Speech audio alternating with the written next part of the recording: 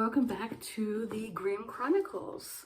My name is Kathy Grimm and my channel is The Grimm Reader, and I am under an extreme time crunch. So as I think I mentioned last week, I'd read very little because of being, I think the reason last week was in part because of the booster shot that I had received. The reason why I have yet again not managed to read a heck of a lot is just sheer busyness, and everything is piling up on top of, things are piling up a little bit, and I'm trying to keep on top of the piles and keep them from growing too high. And so I have not been able to read a lot, and the impending travel is impending, and even more so. So this is an example of what I'm doing. Yesterday I went to school before 8 and I didn't get home until after 9 p.m. And that doesn't happen very often, thank goodness. But the reason was I had to go to Red Cross training and even do a test before, like just shortly before 9 p.m. We all had to do our little test, which it's not a difficult test, but it does require some knowledge. And so to that end, I'd done these missions that I think people could see me grapple with on the booster vlog. So anyway, so I have passed my Red Cross thing for 2 years. I'm supposedly able to do some Red Cross. I mean, I know the basics, but I think I would try and look for someone who knows more in this situation. And then today I had another thing going on. I still have, for example, I'm not done with my work tonight, even though I'm doing the video first. I have to still grade a test that I haven't been able to grade because of being busy. So anyway, things like that, just busyness with work. And so, yeah, so let's get to the reading. So I was not able to get a lot further with Émile Zola's wonderful novel, His Excellency Eugène Rougon. And so, as I've pointed out a number of times, this is the second in the chronology, so time-wise the second, but publication-wise the sixth in the 20 or so novels he wrote about the Rougon family. And I've just sort of dipped my toe into Zola research, which is extremely interesting and extremely a lot. There's a lot of it. For example, I just found out that he was born in 1840 and died under complicated circumstances to do with societal stuff going on, but of carbon monoxide poisoning, which in 1902 people did not know much about. And I was just reading about his death and how I think his wife survived. And it's so funny, so sort of cliche French in the sense that quickly word was sent to his mistress, by whom he had 2 children, and I don't know the ins and outs of that, but that's just one snippet I gathered. And I will come back to you when I'm more rested and more able to dig into giving you a bit more of a Zola lectures as far as it pertains to my reading. But I can't believe that I forgot that he wrote J'accuse. Now, even a little bit of tiny bit of French history, people know about J'accuse, this famous article that he wrote that I haven't read, but you've heard of, the Dreyfus affair, this seminal moment in French history in the 19th century where he pointed out the injustices pertaining to this officer in the French army who was Jewish. So this famous sort of accusation of anti-Semitism at the highest levels. And even on the Wikipedia, it says things like he jeopardized his career by doing this. So that's very interesting, and I can't believe I forgot that he was the author of this, what is deemed one of the most famous newspaper articles in history because of how it kind of threw all of France into a turmoil and in a sort of polarizing way. There were people who were for and against the whole, as sort of the anti-Dreyfusards and the Dreyfusards and all of that stuff, which is very complicated, very interesting, and which I will get back to you on. And maybe I'll try and read J'accuse in the meantime. And another thing that just in my very, very preliminary research is that, so I think I already kind of called him a realist, but no, in fact, he is a naturalist, and they're kind of like the extreme end of realism, and it has to do with their interest in 19th century stuff to do with the natural sciences and science, and these theories that they have regarding hereditary stuff in terms of people.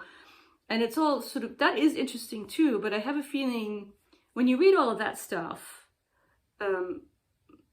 you could sort of imagine someone taking that stuff seriously, as Zola seems to. I will get back to you on that too, and still writing really basically pretty shitty novels. But what's interesting about Zola is that he's actually a really good writer, and I think I would say it's despite his interest in science and 19th century stuff, but it's also just who he was. He was able to be interested in all of the stuff, and he even wrote an article about it, which I'll get back to, a theoretical text about it all.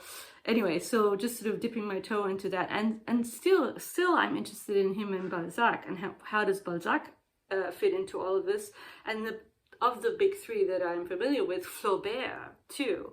And, you know, it's just kind of makes me want to study French history. And, you know, I did sign up for French on my Duolingo and was able to skip up pretty high, considering my French is pretty bad. And I have only the vaguest recollections of the grammar. But the thing about Duolingo is if you have smatterings, you can guess, you know, and if you're familiar with Duolingo, a lot of times they'll give you the answer, which, you know, you try not to click on that, but sometimes you do. And so it's a project. It is, everything I start turns into a project. We have the, unfortunately, somewhat stymied Margaret Young project for time reasons, and also for the fact that I cannot take that big book with me to Germany, but it's still there. And then we have Jean-Paul, which I did manage to find a little tiny copy of one of his novels, but that's kind of just stymied because of time too. But one thing I might be able to do when I'm in Germany is go, you know, browse the secondhand bookstores for interesting tomes related to all of these people. I mean, it doesn't matter. Plus other people. And so, yeah. So the only thing I'll do right now is give you a little bit of a tiny snippet of the text itself. And so we had this one long scene of them all piling into a room, and then there's another scene somewhat similar where he visits one of his lady friends who seems to have been interested in him, Rougon, and who I don't think is married, as I recall. And so they're in her boudoir or her room, and it's another big room, and a bunch of people are there, and it's an absolutely hilarious scene. And her name is...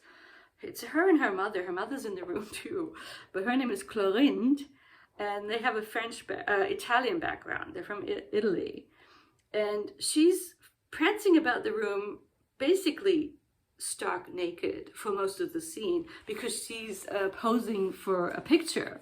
There's a painter painting her, and so it gives him a perfect opportunity to describe her body, her figure, and her character as well. It's not just her body. She's definitely...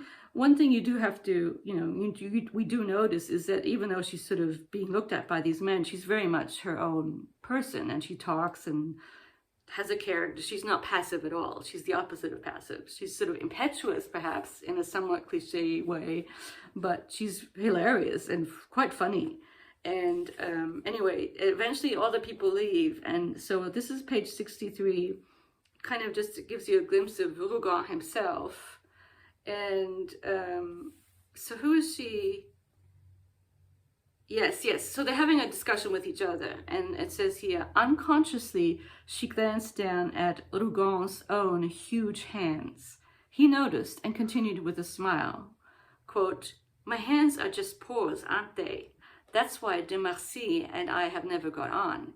He wields his sword very gracefully, cutting men in two without ever staining his white gloves. I use more of a bludgeoning technique." He had clenched his fists, which were fleshy and had hairy fingers. He held them up, delighting in their size. Clorinda took her other slice of bread and butter and buried her teeth in it, still deep in thought.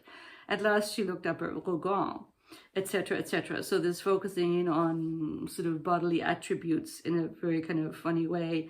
And at the end, it's still to do with his hands. "No, I made myself what I am. All I have are these fists." He clapped them together with a loud laugh to make light of it all. But he had straightened up and might have been cracking stones in those fists of his. Clorinde watched in admiration. So I kind of like that sort of, it's a way of characterizing someone through their physical attributes.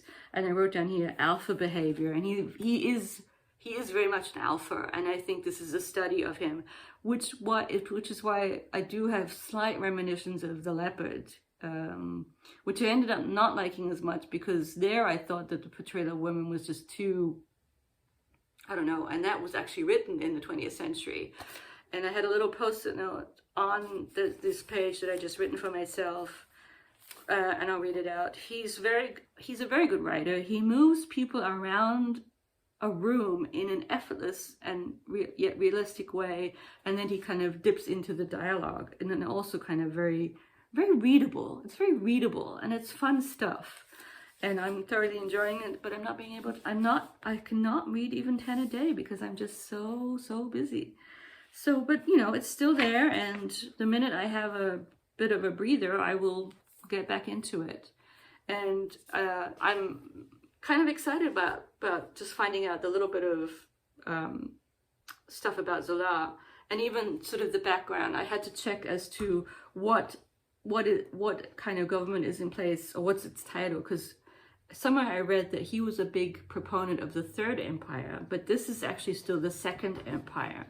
And once I get my bearings as to what's going on in French history, I'll be able to report as to, it's this type of stuff that if you, like, I'm much firmer ground when it comes to German history, even though 19th century stuff is complicated. But I just have a sense of it more. Like 1848 was the big revolution, and then before that was the pre-revolution time, which was sort of conservative, and we have the Catholic Party, we have all the different political parties, and then you have the rise of Bismarck. You kind of just have a sense of it all. Not that it's a very deep sense and not detailed, but I don't even have that with France. So that's kind of part of the project. I'm sorry for noises. Dinner is being made, and Lily is talking to me. She's always like that. The last thing I'll mention is this lovely book that I went ahead and got, and I think will be my book I take on the plane. Although the rate I'm going, I might be taking 2 books. And I will take this to, I think it will be a nice plane read. And actually, I won't say a lot about it, but I did download All the Pretty Horses. So my next reading of Cormac McCarthy, and I started reading it, and it didn't sort of blow me away the way that Blood Meridian, like that first page, made me want to read it. And it was the best book of last year for me. Here's Lily. Sorry, she's being kind of annoying. Yeah, sorry, Lily. Sorry. And so, yeah, but it's still very good. It's still highly readable, and I do want to read it. And apparently he's coming out with two novels, and I've seen covers, and I can never tell if these are fake covers. I hope, in a way, I hope they're fake, because they're not very pretty. They're not what you expect for a Cormac McCarthy novel. And just the idea that he's coming out with 2 new ones is, for all the McCarthy fans out there, very, very exciting news. That is all I have for you guys, because I am just so busy. It's as if my crazy busyness is bumping out with my completionist, obsessive wanting to do one every week is kind of, but it's just me, and it's what keeps me going, and it keeps me in touch with you all, and I'm excited for the travel, and also kind of the vlog stuff that I'll do there, and yeah, all is well. And are there people out there who know about Zola or can recommend history books about French history specifically, or the Dreyfus Affair, which was such a big deal, and I'm sort of still shocked that I forgot that Zola wrote that article. So anyway, here's Lily. She wants to say hi. You want to say hi? No? You want to say hi? You want to say hi? No, she wants me to look after her or pay her attention. Yes. Anyway, I will see you all next week. Thank you all for bearing with a very busy Kathy, and hope everyone's doing well, and hope to get back to watching a few videos. And I will be honest, if you're a booktuber and you comment, I do prioritize those, just because why not? And also those are usually people whose videos I want to watch anyway. So And I know, I fully understand that I occupy a strange space in BookTube, sort of on the periphery. I rarely do tags, and I don't do the BookTube spin anymore. And I'm just sort of, and I'm fine with that. It just fits who I am and, you know, what I want to do with my channel. But I still have enough viewers to make it fun. Enough blabbing. Back to work, and I will talk to you next week. Bye-bye.